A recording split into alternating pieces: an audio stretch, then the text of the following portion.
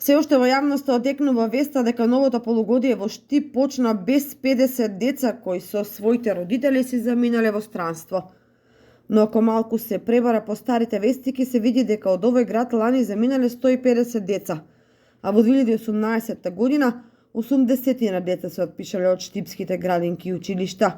Но состојбата не е карактеристична само за Штип. Младите заминуваат од сите градови во државава. Покрај оцелувањето, кое масовно го намалува пазарот на трудот и сериозно ја загрозува еднината во земјата, и Македонија, како и другите европски земји, го следи трендот на негативни стапки на природен прираст. Државниот завод за статистика ги објави податоците за четвртиот квартал од 2023 година, според кој природниот прираст е негативен за 843 лица, што значи за толку бројот на живородени деца е помал од бројот на умрени деца.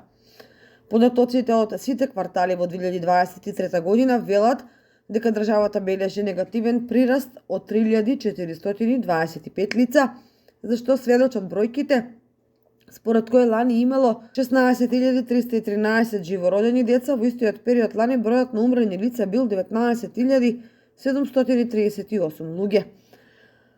Во 2013 година имало 23138 живородени деца, што е за 6825 повеќе отколку во 2023 година.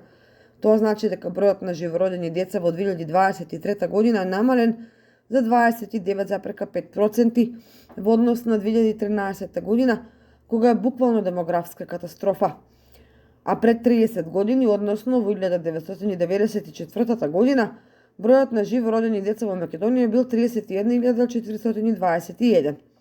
Дефинитивно огромна разлика во споредба со 16.313 живородени деца во 2022 година. Намалувањето на населението е повеќе од евидентно во демографските статистики. Државниот завод за статистика проценил дека на 31 декември во 2012 година сме имале 2.062.294 жители, а во 2022 година 1.829.954 или населението се намалило за 232.340 жители. Тоа е повеќе од 11%. Во рок од 20 години бројот на младото население, што е на возраст од 15 до 29 години, е намален за речиси 150.000 граѓани.